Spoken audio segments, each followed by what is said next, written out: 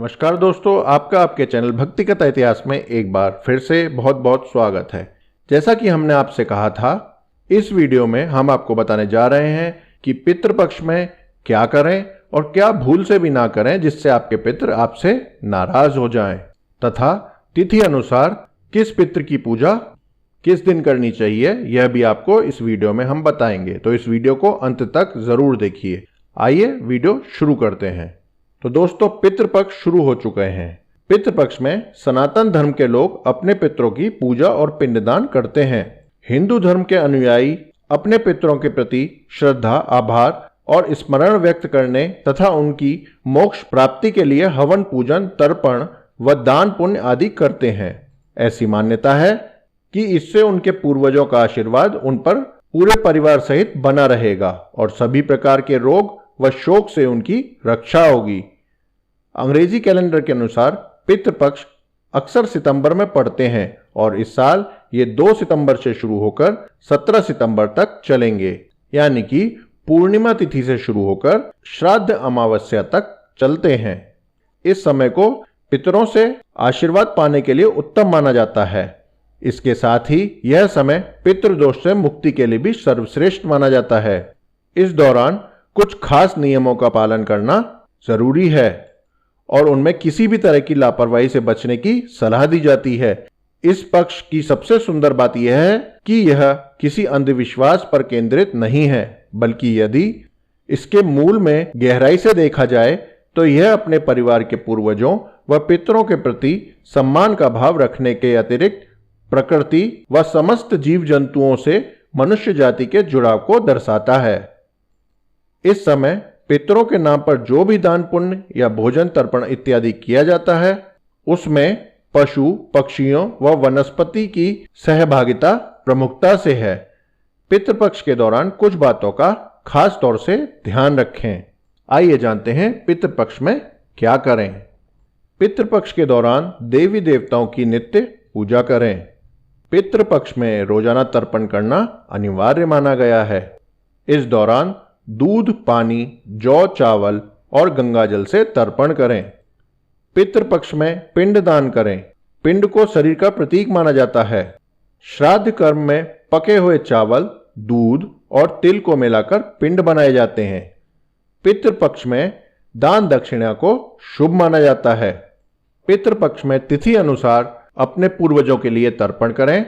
पंडित को बुलाकर उनको भोजन कराएं, उनको दान दें।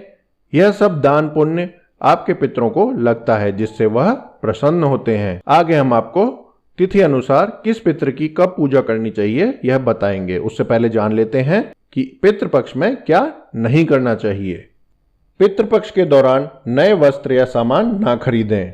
इस दौरान किसी भी प्रकार के शुभ कार्य, विशेष पूजा पाठ और अनुष्ठान नहीं किए जाते हैं। इसकी वजह है कि इस दौरान किए गए कोई भी कार्य स्थायी नहीं होते और ना ही शुभ फल देते हैं। आप अपनी रोजमर्रा की पूजा कर सकते हैं। जिस दिन आप किसी करीबी का श्राद्ध करते हैं, उस दिन पान खाने और तेल लगाने की मनाही होती है। इन दिनों में रंगीन फूलों का इस्तेमाल करना वर्जित होता है। पितृपक्ष में शादी या उससे जुड़े कोई भी शुभ कार्य नहीं किए जाते हैं। इस दौरान गरीबों, भिखारियों या किसी भी जीव जंतु का अपमान नहीं करना चाहिए। आइए अब जानते हैं किस दिन यानी कि किस तिथि को किस पूर्वज का श्राद्ध करना चाहिए। वर्तमान में भागदौड़ की जिंदगी और अंग्रेजी कैलेंडर ने बहुत कुछ विस्मृत कर दिया है। तिथि तो दूर, लोग अपने पूर्वजों तक को भूल जाते हैं। फिर भी जिसे अपनी गलती का एहसास हो वह पश्चाताप जरूर करता है और इसे जानना भी चाहता है कि अपने पूर्वज के प्रति किए गए अपने इस अपराध बोध से वह कैसे मुक्त हो। तो ऐसी स्थिति में भी धार्मिक ग्रंथ हमारे सहायक होते हैं। शास्त्रों में यह विधान दिया गया है कि यदि किसी को अपने पितरों, पूर्वजों के देहावासन की तिथि ज्ञात नहीं है तो ऐसी स्थिति में अश्विन अमावस्या को तर्पण किया जा सकता है। इसलिए इस अमावस्या को सर्व पितृ अमावस्या कहा जाता है। जिन जातकों की अकाल मृत्यु होती है, यानी यदि वे किसी दुर्घटना का शिकार हों या फिर उन्होंने आत्महत्या की हो, तो उनका श्राद्ध केवल चतुर्दशी तिथि को मनाया जाता है। विवाहित स्त्रियों का श्राद्ध केवल नवमी तिथि को किया जाना चाहिए। नवमी तिथि को माता के श्राद्ध के लिए शुभ माना जाता है। पिता का श्राद्ध अष्टमी तिथि को करने की मान्यता है।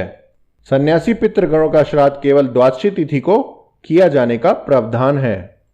नाना नानी का श्राद्ध केवल अश्विन शुक्ल पक्ष के प्रतिपदा को ही करना उचित माना जाता है। अविवाहित जातकों का श्राद्ध पंचमी तिथि को मनाया जाता है। इसे कुंवारा श्राद्ध भी कहा जाता है। जिन लोगों की मृत्यु शादी से पहले हो जाती है उनका श्राद्ध पंचमी तिथि को किया जाता है। सर्वपितृ अमावस्या यानी अश्विन कृष्ण पक्ष की अमावस्या के दिन उन सभी ज्ञात अज्ञात लोगों का श्राद्ध किया जाता है जिनकी मृत्यु हुई है। तो दोस्तों, ये था आज का वीडियो। आशा है श्राद्धों को लेकर आपकी जानकारी में वृद्धि हुई होगी। यदि आपको यह वीडियो पसंद आया है तो इसे लाइक और शेयर कीजिए ताकि ये और लोगों तक पहुंच सके।